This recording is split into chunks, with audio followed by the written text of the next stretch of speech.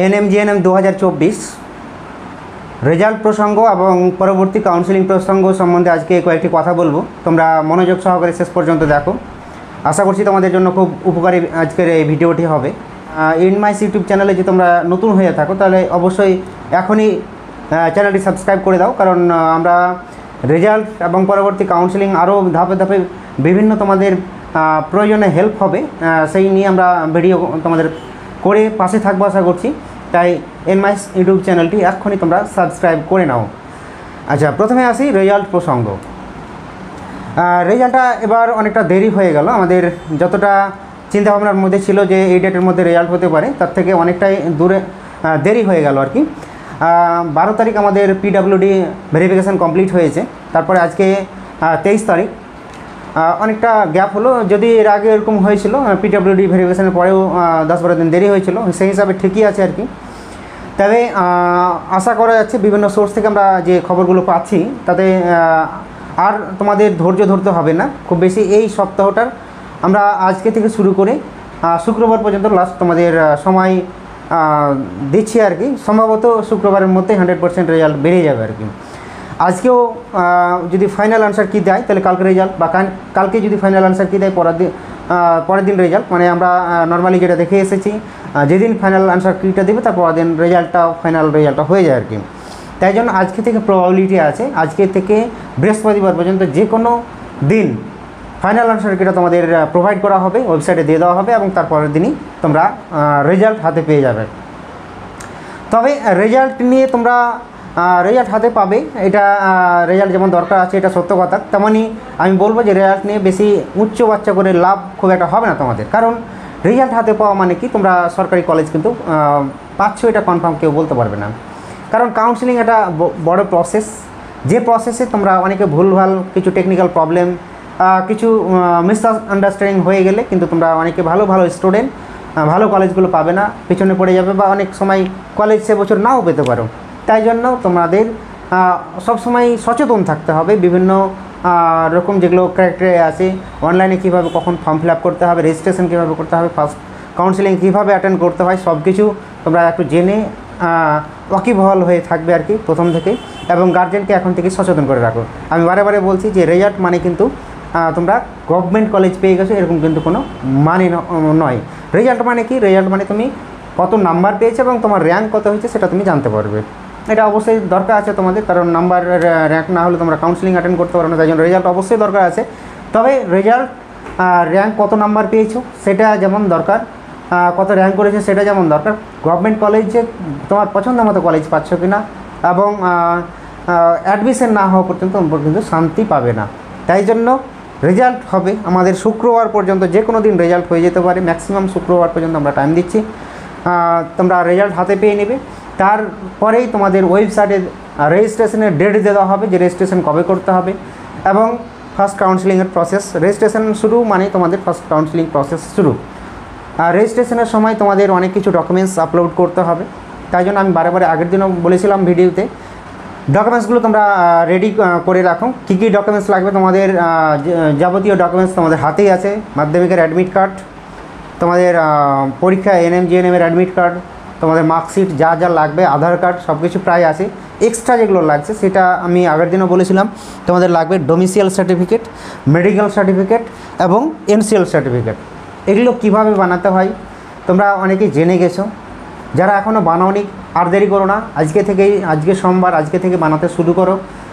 খুব বেশি হাঁপা হবে আমি মনে করি না, কারণ ডোমিসিয়াল সার্টিফিকেট আমি আগের দিনে একটু হালকা বলেছিলাম, আজকে আমি শর্টে বলে দিচ্ছি, তোমরা একটু ভালো করে মাথায় রাখো।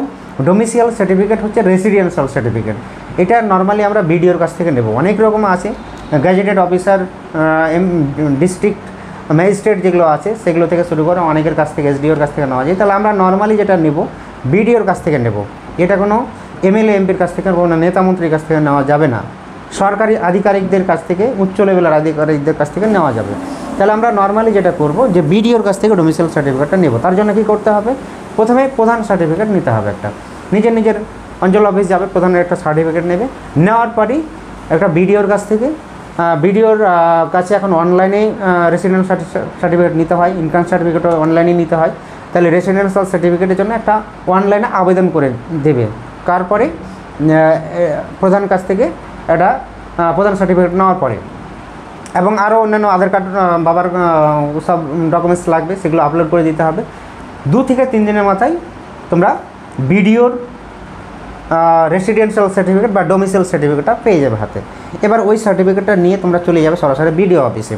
বিডিও অফিসে গিয়ে কিছু ডকুমেন্টস, সাপোর্টিং ডকুমেন্টস লাগবে। বিডিও অফিসে গিয়ে একটা অ্যাপ্লিকেশান দেবে যে আমি স্যার এবার এএনএম জিএনএম পরীক্ষায় বসেছি, আমার র্যাঙ্ক ভালো হচ্ছে বা আমি চান্স পেতে পারি, আমার সম্ভাবনা আছে, বা রেজাল্ট যদি বেরিয়ে যায় তারপরে র্যাঙ্ক কার্ডটা সাথে দিয়ে দিবে।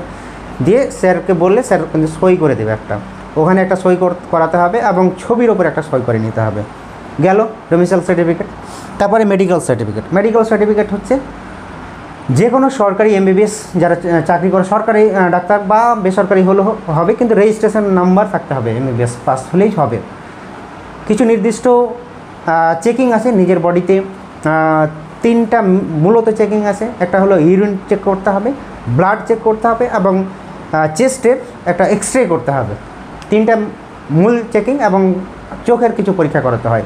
এই 3 থেকে 4টা চেকিং করিয়ে যে কোনো এমবিবিএস ডাক্তারকে দিয়ে আমাদের WBJE এনএম জিএনএম সেকশনে যে এইগুলো দেওয়া আছে, নির্দিষ্ট ব্রোকিওরে যে ফরম্যাটগুলো দেওয়া আছে, ডোমিসাইল সার্টিফিকেটের জন্য A1 A2 যে ফরম্যাট দেওয়া আছে, মেডিকেল সার্টিফিকেট একটা ফরম্যাট দেওয়া আছে, বা এমসিএল সার্টিফিকেটের ফরম্যাট দেওয়া আছে, ওই ফরম্যাটে ওই ডাক্তারকে দিয়ে মেডিকেল সার্টিফিকেট একটা প্রিন্ট আউট করে ওই সার্টিফিকেটে ডাক্তারের সই করিয়ে নিতে হবে চেকিং করার পরে।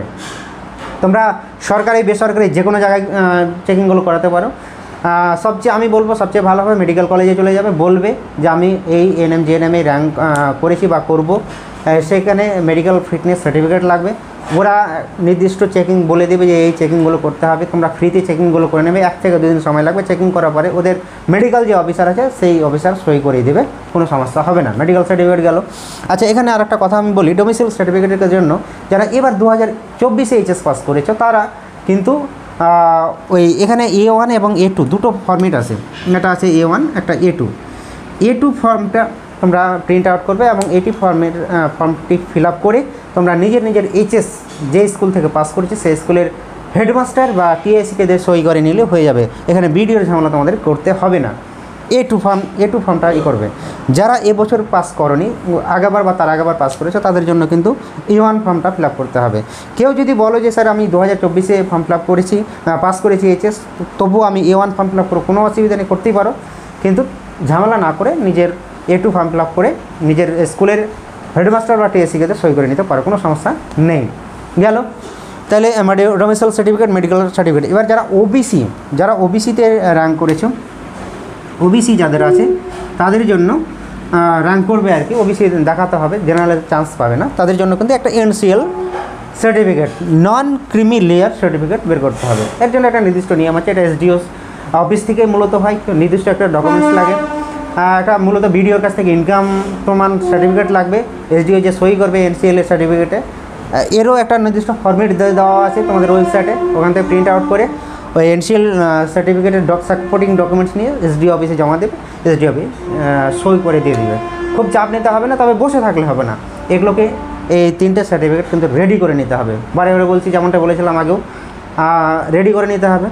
আর সবচেয়ে যেটা বড় কথা, যে তোমরা র্যাঙ্ক যাই করো না কেন, নাম্বার যাই পাও না কেন, তোমরা কিন্তু শেষ দিন পর্যন্ত, ফার্স্ট কাউন্সেলিং, সেকেন্ড কাউন্সেলিং এবং মপ আপ রাউন্ড কাউন্সেলিং, শেষ দিন পর্যন্ত দাঁত চেপে লড়ে যাবে গার্জেনকে সাথে নিয়ে শেষ দিন পর্যন্ত। কারণ এবার ভালো খবর যে কলেজ কয়েকটা বেড়েছে, এএনএমের সিট বেড়েছে, জিএনএমেরও সিট বেড়েছে, কলেজ বেড়েছে, তার মানে সিট বেড়েছে। সিট বাড়া মানে র্যাঙ্ক কমে যাওয়া। কোশ্চেন সহজ হলেও কী হবে, ফাইনালি কিন্তু অনেক কম নাম্বারেও কিন্তু অনেক ভালো কলেজ পেয়ে যাবে। কত নাম্বার পেয়েছো সেটা খুব বড় ব্যাপার নয়, তোমার কাট অফ করে যত তুমি ভিডিও দেখেছো বা ভাবছো, ভাবনা চিন্তা মাথা থেকে ঝেড়ে ফেলো, তোমরা শেষ দিন পর্যন্ত লড়বে। পেয়ে গেলে ভালো, না পেলে আবার শুরু করো। 50-এর ওপরে যারা পেয়েছো, 50-এর ওপরে জেনারেল বা ওবিসি 50-এর নিচে থাকলেও কিন্তু শেষ দিন পর্যন্ত চেষ্টা করবে। এসসি যারা আছো 40-এর ওপরে পেলে লড়বে, শেষ দিন পর্যন্ত লড়বে, আগেই হাল ছেড়ে দেবে না। বারে বলছি, 50-এর ওপরে জেনারেল থাকলেও, 50-এর ওপর থাকলেও জেনারেলরাও লড়বে, 45-এর উপরে থাকলে ওবিসিরাও লড়বে, 40-এর উপর থাকলে এসসিরা লড়বে। এসটিরা তো সবাই লড়বে আর কি, মানে লড়বে বলতে চেষ্টা করবে, কাউন্সিলিংয়ে অ্যাটেন্ড থাকবে, ছেড়ে দেবে না, ফর্ম ফিল আপ করবে, রেজিস্ট্রেশন করবে এবং মপ আপ রাউন্ড পর্যন্ত তোমরা চেষ্টা করে যাবে। এ হলো কথা।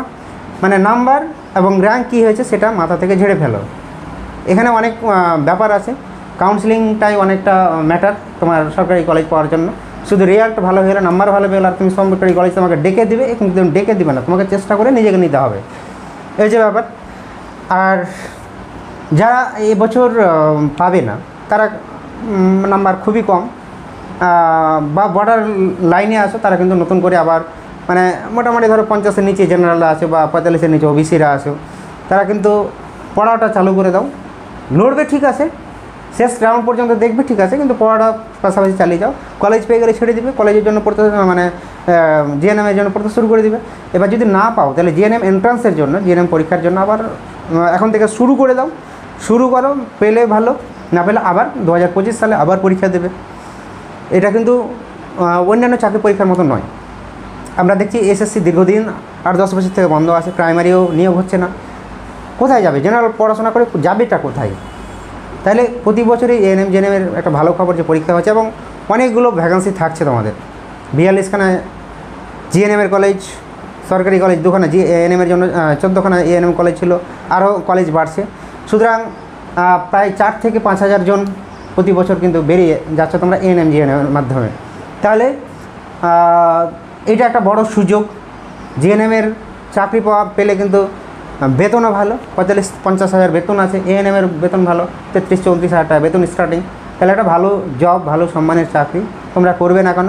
তোমরা অন্য লাইনের মানে গিয়ে হাহুতাশ করে লাভ নেই, তোমরা এই রুটে কিন্তু মাথা ঠান্ডা করে পড়ো এবং চান্স মানে লেগে থাকো আর কি, এটাই আমি বলছি।